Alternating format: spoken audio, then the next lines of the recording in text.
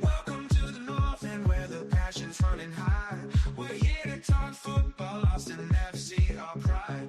CG and E will take you on this ride. Week by week, side by side. In section 1, 2, 3, we're the rowdiest in town. The Pirates came in Uncle Dave and Big Fudge all around.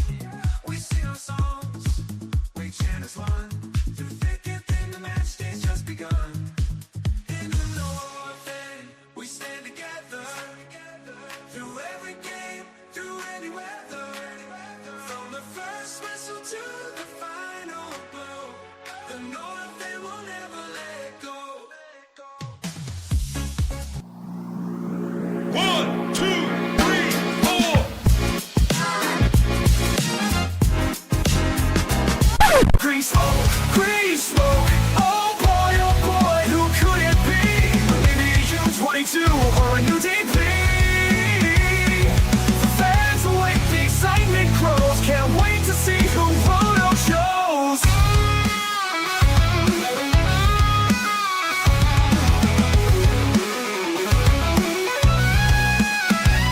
Green smoke. Oh boy, who could it be? Maybe a U22 or a new DP. The fans awake, the excitement grows. Can't wait to see who Roto shows. Green smoke. Oh boy, who could it be? Maybe a U22 or a new DP.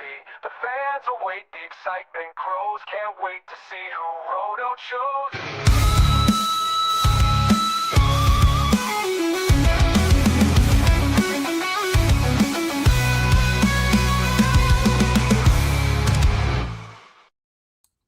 What is going on, everybody? Welcome in to the first ever pre-smoke emergency live stream here in the North End. My name is Zach Graham, your host here in the North End, joined, as always, by my good buddy. He's on record as my best friend. His name is Ian Michaud, and we call him E. E, sitting here on a Thursday with a surprise Bogert bomb. Maybe just a little like Bogert grenade or something, right? Because like when we talk about this signing in the grand scheme of things, certainly not a new DP. But True. Christian Ramirez, reportedly the newest member of Austin FC. Before we get into all of that, how you feeling, my friend? Trying to muster the energy here. It's been a long day. Yeah. Had some long meetings. Good Yep. God, man. Just Yeah. so made myself some coffee. We're here. Solid move.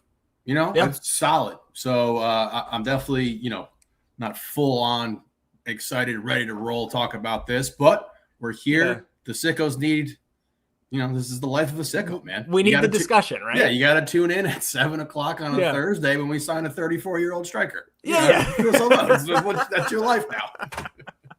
So you're saying you're not full Guillermo here, right? Well, now that I see that he's in the chat, I am. Okay. Well, good to see all of our friends in here. I see Tex Rex. I see Jake. I see B. I see Dave. I see P Mike. See Kevmo. Everybody else in here. The Mighty Frog E is in here. Blue Buttons as well. Ari's. Let's see. We said Jake and Scott in here as well. So damn, E still blank background. Need a designer, dude. Come on. Where's the big cat? Where'd it go? The art's right here in front of you. Oh, okay. You just changed the angle. No, we had to move some things around in here, man. Okay. So you did do some designing. It was more minimalizing, I guess, right? Yes. Yeah. Subtracting. We took it down even more. Just subtract. Don't add. You did the birdcage.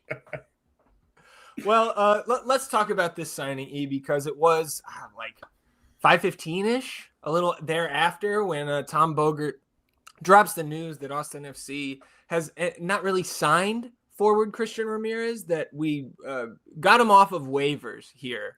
Mm-hmm. And right, like you got to keep in mind that in MLS, the waiver process is only initiated when a team buys a player's contract out, and then they go on waivers at the discretion of the league. So I'm not totally certain if that means like the league just looks at the player and their pedigree and says somebody might want this guy, so we'll put him on waivers, or if they like send a text out in the group chat real quick. Like, anybody want him? Like, we'll put him on waivers for you. Because like I don't remember if Hodder went on waivers or not, but regardless, Christian Ramirez was bought out by the LA Galaxy on Saturday afternoon. Right, they opened their MLS schedule on Sunday, so I'm not sure if roster compliance for that, like for everybody, is just a day before your first game. That would make sense why they could buy him out on Saturday instead of Friday. And I guess before we get into like where he's coming from, let's go all the way back, just a little bit of a bio on the guy. Ramirez, born in Santa Ana, California, like you mentioned, 34. He will turn 35 in April, so a fellow 09 grad there, I did notice in the short amount of time we had to prep for the pre-smoke stream here that he did spend some time playing D2, and it appeared that he played D2 after he played D1, so I'm not sure what's going on there. But when he was with the Concordia Eagles at the D2 level in college, 41 goals in 42 games. I found that entertaining. Holy smokes. Yeah, started his pro career, I think, playing in the Professional Development League of the USL. I think that is now defunct. If I'm not mistaken, there was at least some years of the Austin Aztecs where they were a PDL team. I'm not sure if that was their entire existence here in Austin or not. Also played a few years in the NASL and was with Minnesota when they went from NASL to MLS in the middle of the 2010s. So that's how he broke in to Major League Soccer. 185 MLS appearances so far across 5 stops. Started with Minnesota, of course, then LAFC, then Houston, and then I believe 2 seasons over in the Scottish Premiership, doing this just with my bare bones notes and not looking at the FB ref. So correct me if I'm having any missteps here. Then Columbus, and then most recently the Galaxy. Across those 185 MLS appearances, 55 goals, 16 assists. Best statistical season was 2017 with Minnesota, 14 goals, 3 assists, and 30 appearances, but 8 goals, 3 assists in both of his seasons with Columbus, and won the MLS Cup in that 2023 season as their starting striker, right? So he's like 2.5 years removed from being the starting striker on the MLS Cup winning team. Yeah. But I do think, not just looking at his stats, because this is a player we've watched, right? Not just from like a fan of the league perspective, but also like somebody that you scout doing best ball, right? Over the last couple years. And like, I think it's fair to say, at least like we'll get a much more up close and personal look at him this season, but he's on the backside. Yeah. No, he is definitely past his prime. Still got 3 double-digit scoring seasons in MLS. Like, he's still a quality player, and it's more important to me how we got him over here, where he's going to fit onto the roster sheet, and how much we're paying for him. Because we have a need at this backup striker position right now. I do feel bad for anyone who might have drafted CJ Fodrey in the best ball league this season. Aggie. So, as soon as this happened, I was like, all right, I know one thing I'm going to say. So definitely feel bad for that, because it's going to eat into CJ's minutes. I saw a couple comments in the Discord about that as well. But he's a fine player, and we got him. We got some more depth here at striker. He's obviously a veteran. If he can bring some mother effer attitude with him, we'll take it. Yeah, let's talk some more about kind of how he's going to fit in here, because I think that's just kind of the most important thing surrounding this kind of surprise signing here. Before we do, let's check in on the chat. We see Profe in here saying, how do you take your coffee? You got an answer for that? Black. There you go. Kevin Morris says Bogert cherry bomb here. Yeah. So there you go. Good to see the Silver Blade in here saying good evening. Good to see you, my friend. TextRex says, at least get a green screen. $50 on Amazon. It's like, look, TextRex, he would put that green screen up and you would see just a green screen, like nothing on it. Not going to utilize it. Let's see. Jorge says, time to find out if the move is North End certified. And I think absolutely North End certified. And we'll talk about why here. But number one, and we'll get back to the chat here because I see some other friends who have filed in. But Tommy Scoops followed this up, and this is the immediate thing that I think Ari's was tagging me about. I don't remember which Slack or Discord it was in, but looking at the Ramirez contract, right? Because we got him off waivers, so I think he was $575,000 last year with the Galaxy. That number probably did not go down. Then we talk about it in the group chat. And Tommy Scoops provides, saying that Austin will pay $225K of Ramirez's budget charge this season. And right, so his contract does expire at the end of the year. So this is a very short-term move for Austin, 1-year deal. Maybe he extends beyond that. We will see. But to the where he fits question, and is this North End certified?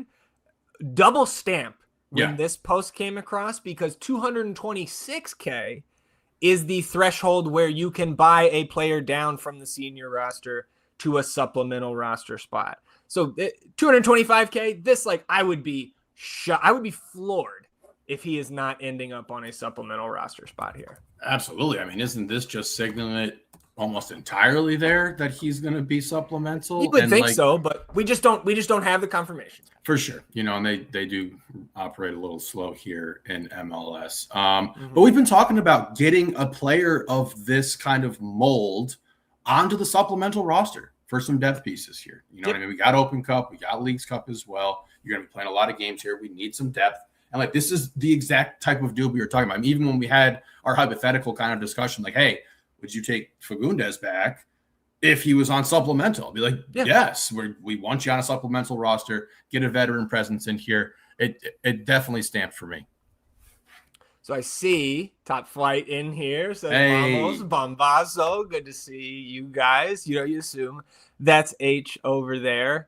And this is another thing we can talk about too. I want to go through a couple other things first, but Hudson bringing up, I guess CJ probably not excited about this. Do you want to just talk about that right now? I don't think that CJ should be too worried about this. I really don't. Okay. He's still 19 years old, right? I mean, he's 21, 22 at this point. But oh shit, my bad. Still, maybe I'm still young.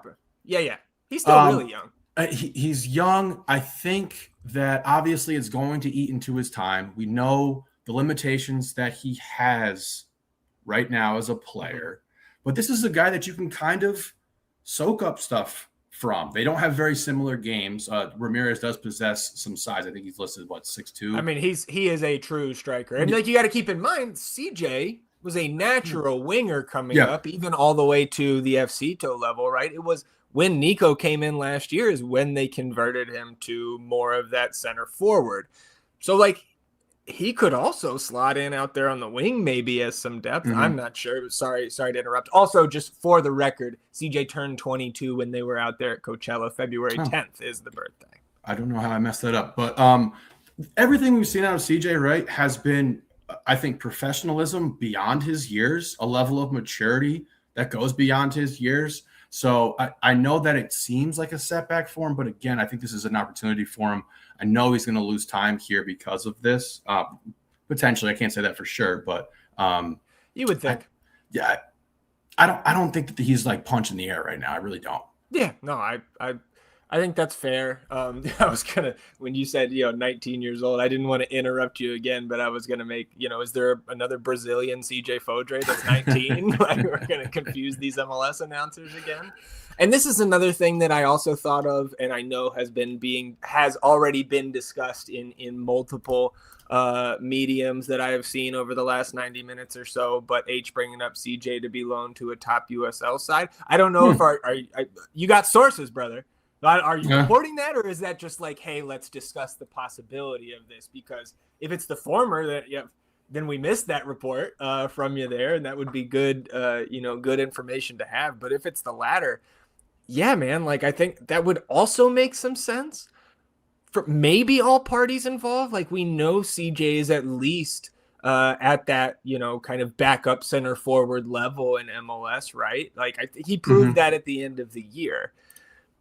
But with this addition, he's already, when you're fully healthy, behind the two DP forwards, right? Yep. And even if you were to slide him out to the wing, he's still a depth piece there. So can you loan CJ to one of those top USL sides? just again, I don't think I need to play the song here. We're all recklessly speculating right at this point. We got a good relationship with Louisville. Like, can he go? Would he? To me, it would just have to be a place where he's game in, game out, 80 to 90 minutes, right? Yeah. Getting the run out that a 22-year-old young professional soccer player needs. Yeah.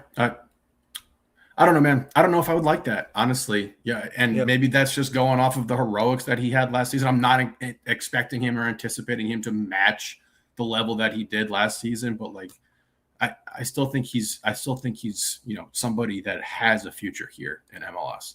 Yeah. See TJ in here saying couch surfing, and I see, well, Blue Buttons brings up Diego Rubio slot. Like, this is the right, like, they're not the same player. No. Diego, from what I know about the two players, Diego Rubio is much more able to, drop in, little hold up play, more distribution. Like Christian Ramirez, from everything that I know about him, is that true, like, out and out number 9. Mm-hmm. He's a goal scorer. Mm-hmm. And again, not an elite level goal scorer, but 50 plus MLS goals, and, keeps getting jobs here in the league. Yeah. And again, I think like the expectations for Ramirez should be set in accordance with what we think his roster position is going to be. And Blue Buttons, right, bringing up the Diego Rubio slot, what you expected out of Diego last year, that or maybe even less out of Ramirez, right? Because again, if we're healthy, we got 2 forwards that we want to start and will start, above Ramirez. So anything else for you on kind of the CJ part of it? No. Okay, scrolling through more of the chat here, trying to catch up with everybody. Kevin saying CJ should get minutes on the wing in this scenario, especially with Facu cutting inside. And H saying CJ anywhere but FCito. That would be a true set. And I agree. Yeah. And I agree. And I think like I wouldn't fault Siege for saying like ultimately not being happy with going to the USL level. Because he feels like I feel like he has proven that he belongs on an MLS roster. But we'll see what, happens with that. Maybe does his mindset shift now that we've brought in another body up front on something like that? Because you got to think the guy just wants to play too. So for sure. Again, he's just been a really good professional and like he's been asked to do a bunch of different things in regard to moving up and down. He's not seen the playing time that I think he anticipated with where we took him, but like he's been a pro. Yeah. I know Logan's in here enjoying all of this. He has thoughts for sure. We saw those in the Discord already. The thought that I saw from one of the national pundits that really got my attention this evening, look at that. Yeah, boy. All it took was almost a meaningless move by Rodolfo Borrell for Matt Doyle to say, "Great work." Oh, you're getting brutally frame mobbed right now, dude. Oh my God, dude. You learned about clavicular and now you're just we had a 8-minute conversation about learning about clavicular and all of these things the children are doing after we recorded yesterday. Well, let's. Great move. Great move is a stretch, in my opinion. This is a good move, and again, mainly because of where he's slotting in, that we are anticipating he's going to slot in. Right, and I think it's fair to say great move again, with all context, taken into account, because like to put Christian Ramirez on your supplemental roster, even at age 34, feels pretty good. The guy was making $575 last year. Mm-hmm. And the Galaxy are still on the hook, apparently, for the majority of that. So, I like it. Do you think, okay, let's go a little even more reckless speculation here. Okay. Do you think this has anything to do with potential depth issues you might run into if you are moving on from Mir 2 down the road here? Absolutely. I kind of thought that as well, where it was just like, we knew that there was some smoke around Mir 2 in his name. We knew that him and his camp were like, yes, we want this move to happen. I don't think the number came in that Roto is going to accept for that. We talked about, the Seba saga and the fact that you pay the Roto price when you deal with this dude more often than not. I'm not saying he's as well. He's not batting 1,000, but like sure. I think he's going to stay firm on his price that he's looking for. And we'll see again. We talked about obviously Mirtu's mental. I think, like we talked about in the last episode, him getting on the board with that first goal probably felt really good. And it's a win-win to have this dude be successful in the start of this season for the team, and then potentially moving on from him. So I could see this as a bit of a more depth insurance kind of policy if you don't have a 1-for-1 kind of replacement if you're moving on from Mirtu. Obviously, BV getting back and healthy and everything like that, he's slotting into that position. But still. Well, I know Profe wants to talk more about Christian Ramirez, but I want to flip it back around and H saying BV9, Uzuni, Christian Ramirez, one of the best front threes in Austin FC history on paper. We're never going to see all three of those guys on the field together. I don't think. Yeah. This is another thing, like, I hate to give credit to Matt Doyle, but like he also was, I think I saw him responding to somebody, an Austin fan, in his replies. And he said, if Uzuni is gone in the summer, then like Vasquez, Ramirez, Fodrey is a good 3-man depth chart at up top. And I agree with that. And like, to flip the CJ conversation around just for one more second, like not loaning CJ out or loaning him for half the year and bringing him back once if we think that Uzuni is potentially on the move in the summer window, like that makes some sense to me too. So we'll just have to see how that all plays out. I was also right. He's getting up there in his age. So we went and checked out the injury history. So had a leg injury late last year that kept him out. If the Galaxy were competing for anything, does he come back sooner from that?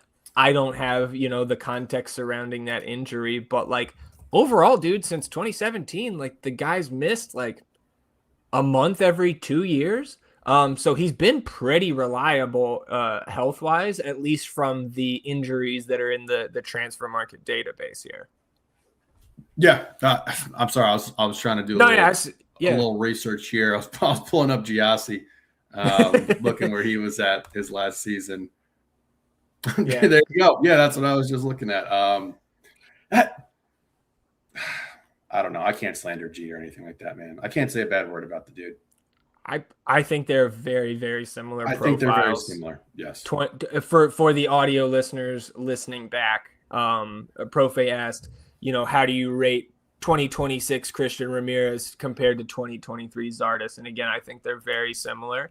And I think we would have been much happier with G if he was on a supplemental slot. Ramirez. Right? Not paying him $1 million. Right. And that's like, this is the right spot for a almost 35-year-old MLS veteran striker. And the teams that G played on are not as talented as this club is. You know what I mean? Like this is a guy who needs service into the box. And like we got that now. Yeah, absolutely. One game, but it looks like we got that shit. Yeah, and look, again, this is like it's about the roster mechanism of how we're getting them here. Supplemental slots not going to count against the cap. You're going to have to spend like 100,000 and change in GAM, which like we have because we just traded those and we took the LA Galaxy's GAM for that international slot, and now we're going to use it to buy down Christian Ramirez. Hell yeah. That's good business, man. That's good business. That's a North End double stamp right there. I'm there. Well, and another thing too, just like real quickly, and I can get a couple zooms here, see if that helps us out. Like it was 55 MLS goals, but we've also seen 3 goals for Ramirez in Leagues Cup. He's got a CONCACAF Champions Cup goal as well, 1 in the Open Cup. So like he's closer to 60 in terms of the goals scored with MLS sides.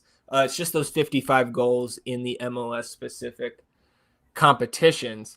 And like, I don't think we said this already. It is kind of crazy that he played for the Galaxy in their CONCACAF match like a week and a half ago, started and played 58 minutes against Sporting San Miguelito. And I think the Galaxy, last night that ended in a draw across the 2 legs and the Galaxy advanced on away goals, I think. It did. I was looking at it because I was trying to figure out if they were still alive. And I'm sitting here in the predictions. We put the Galaxy up in 6th. And I'm like, hey, like just watching their first, like watching them on Sunday night and then seeing that. I mean, what are we? We're 3 years removed from this dude getting a ton of time on the MLS Cup winning crew, right? Like he was their starter, was he not? Yeah. You're talking about when he was in Columbus? Sorry, I was Yeah. reading the comments. No, you're good. Yeah, I mean, 13 goals across 40 comps that season. Yeah. You know what I mean? Oh, and you can see the starting numbers, right, in terms of his appearances to starts. That championship winning season, 19 of his 30 appearances for Columbus in MLS play, he started. 16 of his 25 the next year. So he's starting the majority of these games the last 3 years. Well, really until the Galaxy last year, but we know there was some injuries involved with that, at least late in the season. And so I do want to get back to the chat. Connor making some North End jokes here, if I can get my cursor over there, saying Christian Ramirez citing at Lakeline Soccer Zone. And H saying that, right, if you are not uncultured swine like you and I, and you listen to Nico today, that you could have understood that Coach mentioned that Uzuni is making noise in Europe today, they asked in Spanish. So again, like I don't know what the how. I'll have to check the We Are Austin social media feeds when they put out, right? They'll translate those questions both ways, right? If they're asking in English or asking in Spanish, they'll translate them either way. So I'll be interested to see when that comes out, so we can see what Nico was saying about that. But again, man, like that's not necessarily. I would be surprised if Nico addressed that directly in today's press conference, but at the same time, it shouldn't be surprising to any of us because of what happened 3 weeks ago. And the signs from that, that was Bogert official too, that there were talks being had. We shouldn't be surprised at all if Uzuni is on the move in the summer. I think that is the more likely outcome at this point. Yeah. Because especially just addressing 2026 and the roster, dude, if you have Vasquez, Ramirez, Fodrey as your three up top, if you're able to move on from Uzuni, where can you use that DP slot on, right? Yeah. Do you bring a 10 then?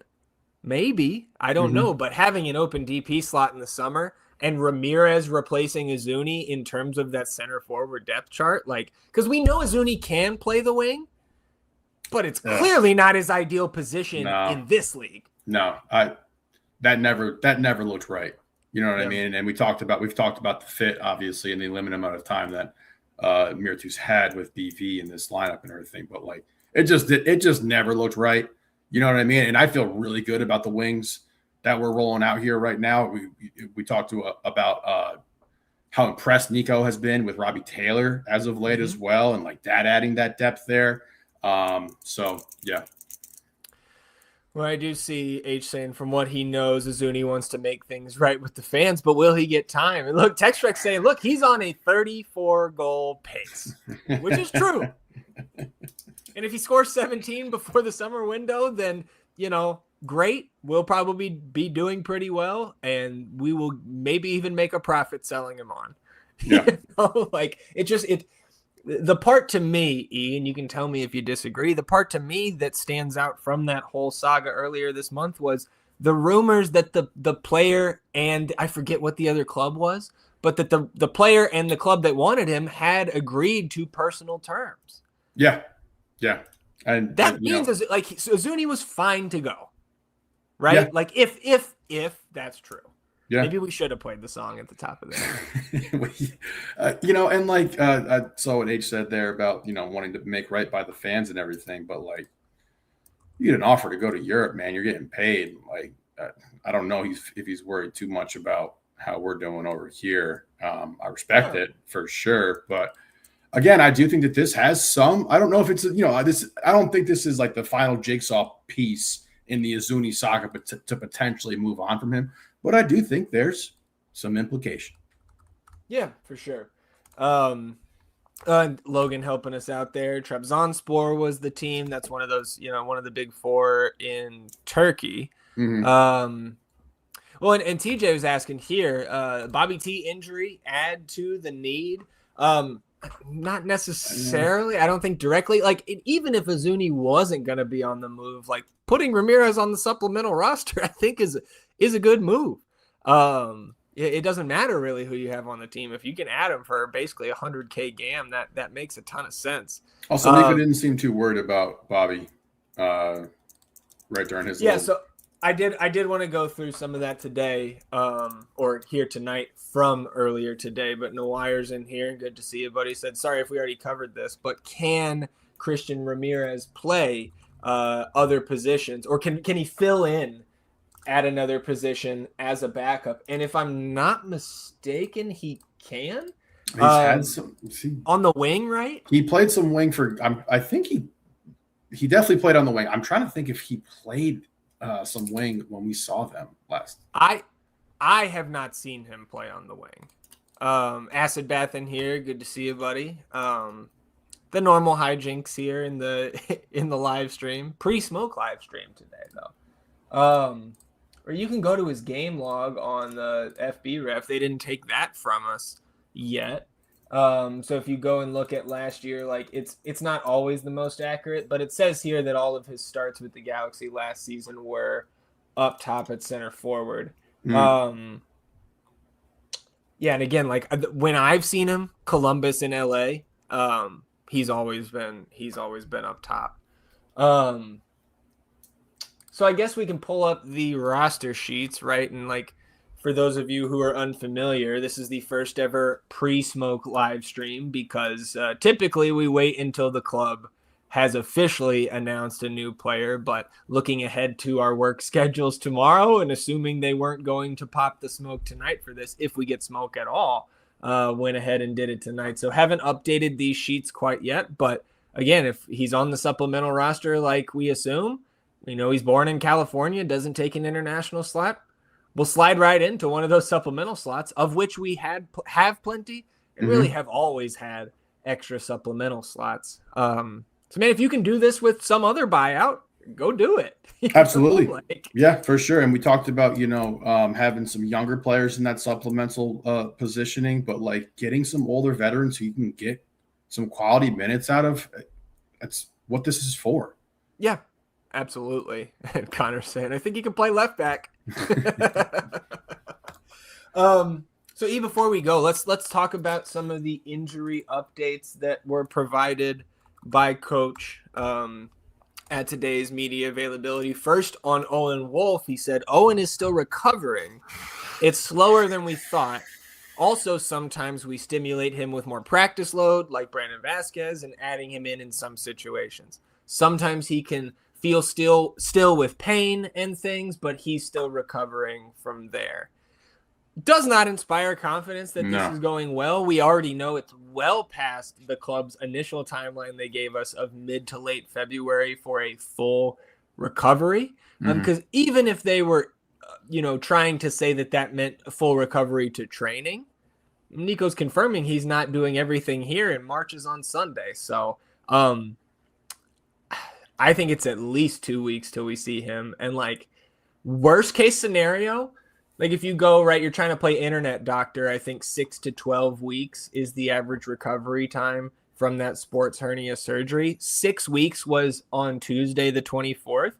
And I think 12 weeks would put you the week after Miami. So worst case scenario, dude, he's coming back like when BV does. I don't think it's going to be that long, but it's possible. It could be, yeah. And I obviously don't want to rush him. This has not gone the way that I anticipated it because of Owen's age and his durability that he's had since he's been here in Austin. So, not, alert concerned, but like keeping an eye on this for sure. Yeah. Yeah. And like Scott saying that a sports hernia, but seems like it's taking longer to heal than expected. And man, it's taking longer to heal than the club told us it would.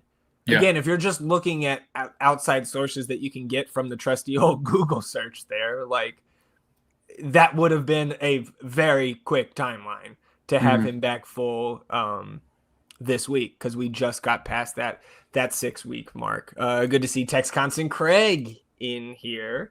So the other updates that we got, Brandon Vasquez, coach said he's continuing to progress in the right direction. Still a month until we see him on the field, which again lines up with everything that we've heard out of Brandon in the club over the last few weeks and months. Said that Dessler has started to train with the team. I know I said on yesterday's preview episode for the DC match on Sunday that I expected Mikel to be on the bench and potentially play some minutes as a reserve. the way he was like listening to him say these things, I think you may be right, because you were the one who you didn't expect him, right? And you thought it would be more so next week. And I think you're probably going to end up being proven correct there, as much as I hate to say that. I mean, come on. What did you expect? Well, what did you expect? See, he's 19. I was looking at his fucking jersey number.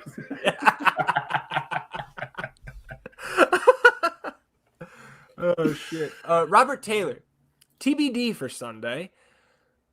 I spoke with some folks who were out there. They said they were not, sometimes the club, I think, will bring the gaggle of media there in at specific times so they can or can't see certain things. Nobody that I talked to said they could see Robert Taylor, and the club put out some, very clumsy kind of wide shots of certain drills today.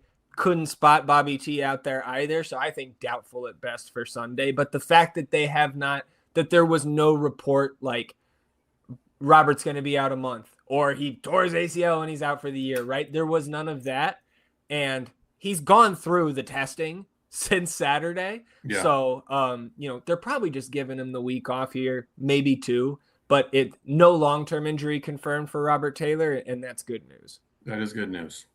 Said Jaden Nelson, as we expected, as coach said in the post-game presser, right? Just cramps on Saturday. He's fine. And then as far as those suspensions just confirmed again, Biru and Savovich will be available. So again, all in all, to me, all of that sounds pretty good with the exception of Owen Wolf and really just a big question mark right now on his timeline. Yep. All right, man. Well, I think we've talked through this pretty thoroughly for a guy you get on waivers and will be a supplemental player. Again, for what it is, I'm excited. A on paper for me. And we'll see what Christian Ramirez can actually provide in that role, right? If you get about as much as you got out of Diego Rubio last season, I think that's great, as long as it's not, we're having to start Christian Ramirez because everybody else is hurt, right? I'm right there. Hold on. H is saying, wait, in all caps, because TJ saying North End making the club change their media tactics. No crumbs for you. Yeah,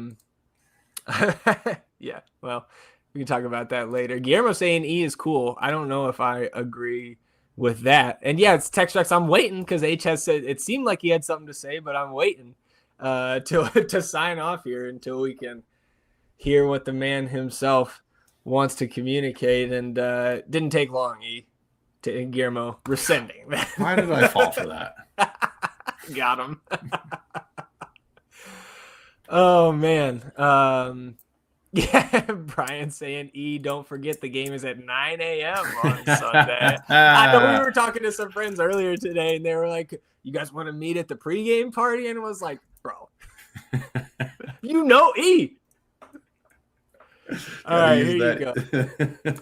Here you go. Top Flight says our sources tell us Ramirez 2026 budget charge was set to be at $603.5K, meaning his reported 225K budget charge with Austin is set to be well below half that. Yeah, I mean, again, his budget charge was going to be $575 or more. The important thing for us, did you see that little thing fly by again? Sorry, you weren't looking at it as hard this time, E. But you remember when? No, I wish. That would be point number 2. I get it out of Q2 down to South Austin. But yeah, man, the important number there is right what we're paying him, and it's under that 226K threshold. And also, Scott reminding everybody, don't forget the FCTO opener at Palmer Field on Sunday night. And that's another thing Coach Nico talked about today, said he's going to be out there. So if you go out there to Palmer Field, you cheer on the second team. You congratulate Coach Nico on his win on Sunday, right? And then you watch Austin FC2 win their season opener. So, anything else for you here before we shut it down on Thursday night? No, sir. Looking forward to Sunday, 9 a.m. sharp. Yeah, exactly. So appreciate everybody that tuned in live and participated in the chat. And of course, if you stuck with us on the replay here on YouTube or the audio version, we will be back on Monday recapping Austin FC's match against DC United, recapping the second team season opener, probably cleaning up some things from this Ramirez signing when we get the official press release from the team. And of course, talking about everything else that happens in the Austin FC universe between now and then. Enjoy your Friday and Saturday, everybody. We'll see you on Sunday at the Q and back here on Monday for another episode. Until then, he's E and I'm Zach. Vamos Austin FC, everybody. Goodbye. Green smoke, oh boy, who could it be? Maybe U22 or a new DP. Fans await, the excitement grows. Can't wait to see who Roto shows.